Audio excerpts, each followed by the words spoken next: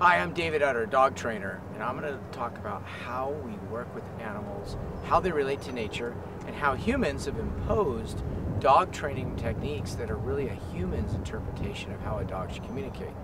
What I believe is that dogs are already predetermined in their genetics to communicate properly for millions of years, and they didn't need a human's interpretation imposed upon them. Therefore, the approach is based on how they physically communicate within their environment, within their leadership, their job function, and emotionally.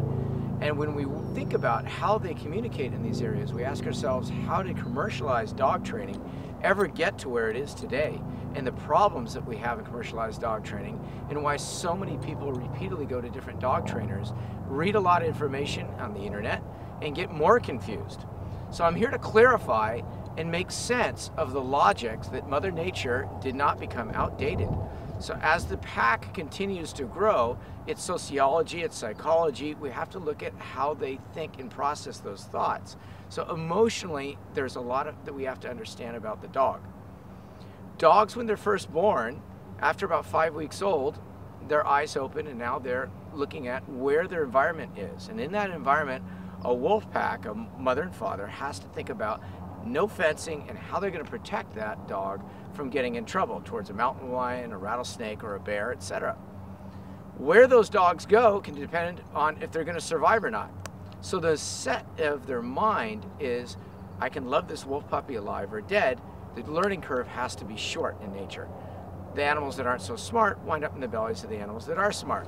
Remember that something very profound I ask people, a personality of a dog owner supersedes the role. Hi, I'm David Utter, the dog trainer. I'm going to teach you about a curb command in this video. C-U-R-B, just like a curb on a sidewalk. What I'm teaching a dog is its boundaries, how far it can go without having an actual fence or using electric collars. It's an imaginary boundary, so it comes from the curb on a sidewalk to not step into the street for safety reasons unless told by its handler. Yes, you can follow side by side or heel or run across the street when it's safe.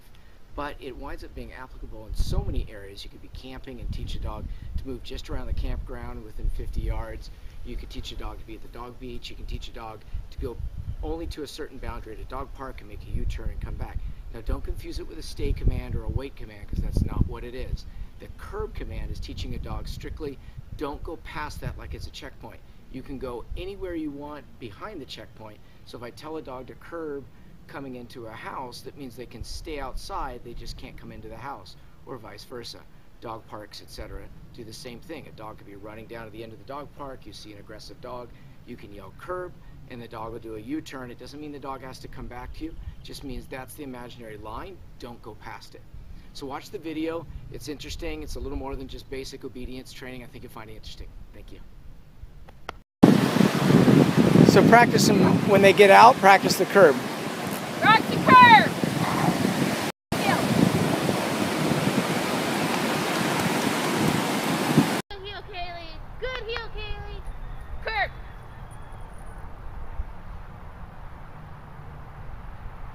Kaylee, heel. Good heel, Kaylee. Good heel. Curb.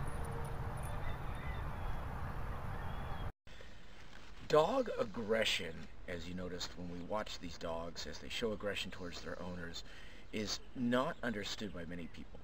Dog aggression can be from many areas, but many times it is because of what you've heard, and it is a true statement. They are going to show their assertiveness and see who is top of the rank, top dog, so to speak.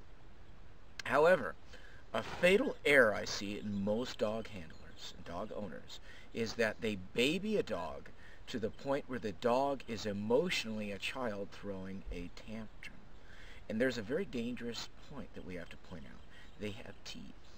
Very strong teeth and a bite on many of these breeds.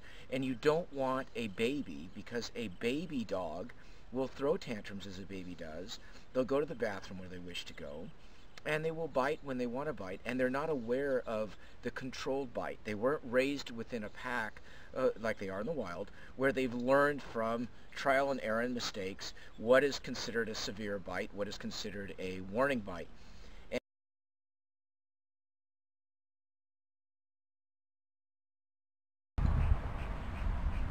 So there went the theory about how much your dog really cared about your loving you. So that, and what's good is it wakes you up to the fact that you're going to treat the dog like a dog. Stay.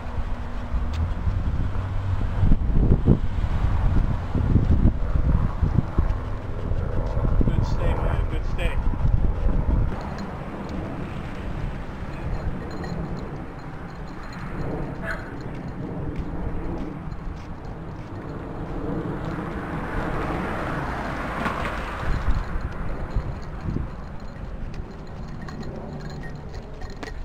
How do you transition when you have behavioral problems with an animal? How do you get the confidence, the 100% confidence to take them off leash, work with them, walking side by side in any type of environment, whether you're out in nature or if you're around people or in your house where they feel a sense of protectiveness? So she reacts. Excuse me? Hey, hey, stop. No, no. Sit. Good heel. Good heel. Good heel. Oh, good bunny. Good bunny. Good heel. Good sit. Good sit. That's my good bunny.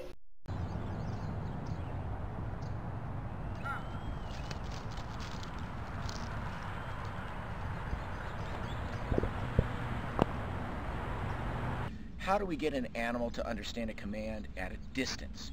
And believe me, dogs have a very keen spatial relationship with distance and animal behavior. What you teach a dog up close on leash is not going to apply when you start getting out 30 feet or a quarter mile or a half mile. Dogs are not fools. They'll realize that you don't have the control of them like you used to. And let's talk about how you do it without using shock collars, no tricks. How do you develop a relationship where that dog is always looking at you? Just immediately, kind of like turning on and off a light switch. So let's take a look at the series. I think you're going to enjoy it. And my buddy here, Dojo, he's one of the mascots of the film. All right, now we're going to put the dogs back on control. Okay, halt, off, down.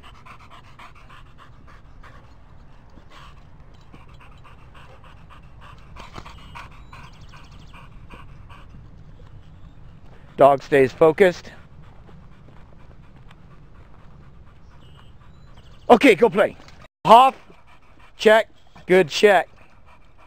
Okay, go play. Then they release themselves again, go back to being dogs. That's the control, command specific, off-leash training.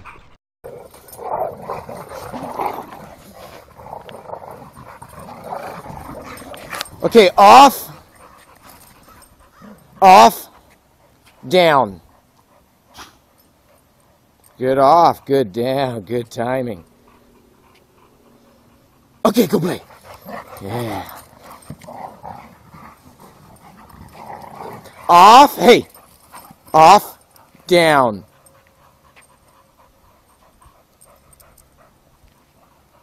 Perfect.